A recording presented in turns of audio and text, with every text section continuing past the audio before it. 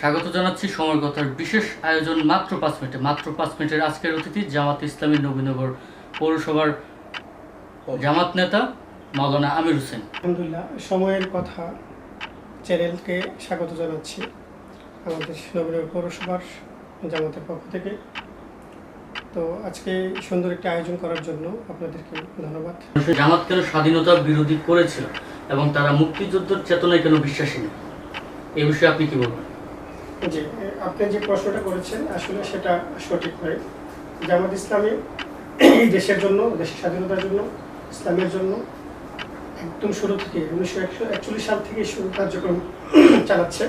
তো আপনি যে প্রশ্ন করেছেন এটা আসলে এই প্রশ্নগুলো আগে করতো, এখন জনগণ সচেতন হয়ে গেছে, জনগণ জানে একমাত্র বাংলাদেশের মধ্যে জামাত ইসলামী আছে যে দেশের জন্য কিছু করে, জনগণের জন্য কিছু করে। বা 71 সালে যুদ্ধের বিরোধিতা করছে, স্বাধীনতা মুক্তিযুদ্ধের পক্ষে নয়, মুক্তিযুদ্ধ লালন করে বুকের মধ্যে একমাত্র জামাত ইসলাম। অন্য কোনো দল এই মুক্তিযুদ্ধের চেতনাকে লালন করে না, শুধু তারা মুখে বলি করায় যে আমরা মুক্তিযুদ্ধের পক্ষের লোক, আমরা যুদ্ধ করেছি। আপনি দেখেন আওয়ামী লীগের মধ্যে কোন নেতার মধ্যে মুক্তিযুদ্ধ লেখা আছে, যুদ্ধ করেছে। এই যে মন্ত্রীরা যারা আছে তাদের মধ্যে নেই, কিন্তু জামাত ইসলামের যুদ্ধ হতো মুক্তিযোদ্ধা আমাদের জামাত ইসলাম করে, জামাত ইসলাম তাদের সম্পৃক্ত আছে। জামাত করার কারণে তাদের এই মুক্তিযোদ্ধার তাদের প্রমাণ আমাদের কাছে আছে। এই জন্য আমরা বলতে চাই জামাত ইসলাম শুধু নিজের অহমিকার জন্য নয় এবং কিছু পাওয়ার আশা কাজ করে, দেশের জন্য, এদের স্বাধীনতার জন্য, স্বাধীনতার জন্য, ইসলামের জন্য জামাত ইসলাম কাজ করে। 71-এ জামাত ইসলামের যে ভূমিকা ছিল, যে সকল অপরাধ আপনাদের নেতৃবৃন্দরা করেছেন, তো এই সমস্ত অপরাধের জন্য কি আপনাদের দলের ক্ষমা চাওয়া উচিত নয়? আপনি কি মনে করেন? জামাত ইসলাম তো কোনো অপরাধ করেনি। যারা বলে থাকে যে জামাতের নেতৃবৃন্দ অপরাধ করেছে, অধ্যাপক গোলাম আজম উনি যুদ্ধের সময় কোথায় ছিল?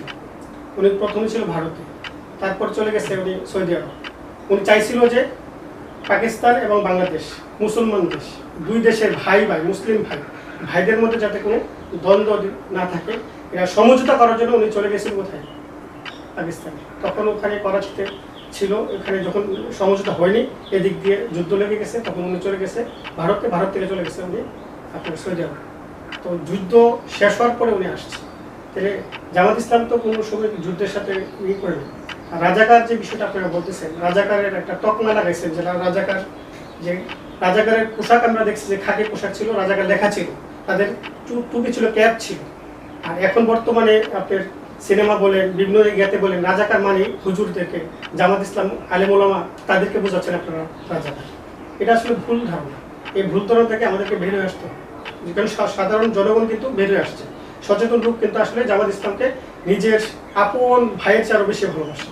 তারা চায় যে জামাত ইসলামের বাংলাদেশের মধ্যে কিছু করবে এবং করতে পারবে, এটা বিশ্বাসও হয়ে গেছে। জামাতের উপর এত ঝড়ঝাপটা থাকা সত্ত্বেও কি করে এই দলটি টিকে আছে?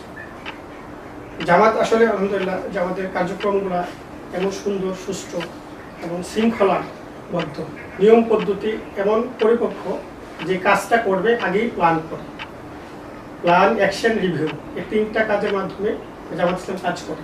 একটা পরিকল্পনা করে, সুন্দর স্বচ্ছ একটা পরিকল্পনা, এই পরিকল্পনাটাকে বাস্তবায়ন করার জন্য অ্যাকশনে যায়, মানে বাস্তবে কাজ করে, আবার রিভিউ, এটাকে আবার পর্যালোচনা করে। এই জন্য জামাত ইসলাম যত ঝড়ঝাপটা আসুক না কেন, এটা মোকাবেলা করার জন্য আমাদের পরিকল্পনা আগে থেকে থাকে। এই মোকাবেলা করার সক্ষমতা আমরা অর্জন করতেছি। এই জন্য আমাদের যতই বাধা বিপত্তি আসুক না কেন, আলহামদুলিল্লাহ আমরা মোকাবেলা করতে পারছি। সামাজিক কর্মকাণ্ডে জামাত ইসলামের ভূমিকা কি? আমাদের জামাতের 5টা কর্মসূচি আছে। এই কর্মসূচির মধ্যে একটা কর্মসূচি হচ্ছে সামাজিক কাজ, সমাজকে পরিবর্তন করার জন্য। এই সমাজকে, জাহিলিয়াতের সমাজটাকে একটি চ্যালেঞ্জ মোকাবেলা নিয়ে আমাদের কাজ করি। কাজ করতে গিয়ে সামাজিক যত কার্যক্রম আছে, দেখুন ধরুন আপনার মাইয়াতের গোসল, একজন মৃত ব্যক্তি মারা গেলে তার যে কাজগুলো করা হয়, তার প্রাথমিক সকল কাজগুলো, যখন যার বাড়িতে মারা যায়, যে মারা যায় তার আত্মীয় স্বজন কিন্তু এই কাজগুলো করতে পারে না, জামাত ইসলাম সেই কাজটা করতেছে। একজন বিধবা তার কার্যক্রম চালাচ্ছে, একজন অসহায় ফ্যামিলি, এই ফ্যামিলিকে জামাত ইসলাম কাজ করতেছে। তারপরে কাউকে বিয়ে দিতে হবে, এই কাজটাও জামাত ইসলাম করতেছে। একজন জন্ম থেকে মৃত্যু পর্যন্ত যার প্রয়োজনীয় কাজগুলো আছে জামাত ইসলাম এটা করতেছে।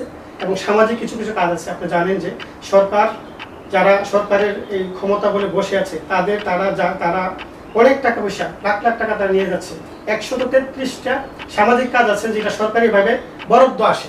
এই বরাদ্দগুলো কিন্তু আমরা জানি না, আপনি একজন সাংবাদিক হিসেবে জানেন যে 133টা আপনার বরাদ্দ এখানে আছে। এই কাজগুলো কিন্তু তারা নিয়ে যাচ্ছে, তারা এই বন্টন করে তারা নিয়ে যাচ্ছে, কিন্তু তারা পাচ্ছে না। একজন বিধবা বা একজন আপনার এই গর্ভবতী, ওনার জন্য একটা সরকারি বরাদ্দ আছে, একটা অন্ধ, তার জন্য সরকারি বরাদ্দ আছে, এবং সামাজিক যত কার্যক্রম আছে, অনেকগুলো সেক্টর আছে।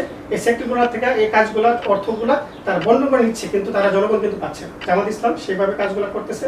এই কাজগুলো করার মাধ্যমে, সামাজিক কাজগুলো করার মাধ্যমে, সমাজকে পরিবর্তন করার মাধ্যমে, সমাজের মানুষকে ইসলামের পথে, কোরআনের পথে, আল্লাহর দ্বীনের পথে নিয়ে আসার জন্য কাজগুলো করতেছে। এজন্য আমরা আল্লাহর সাহায্য চলে আসে বলে আমরা কাজগুলো করতে পারছি। মাওলানা আমির হোসেন সাহেব, আপনাকে অসংখ্য ধন্যবাদ।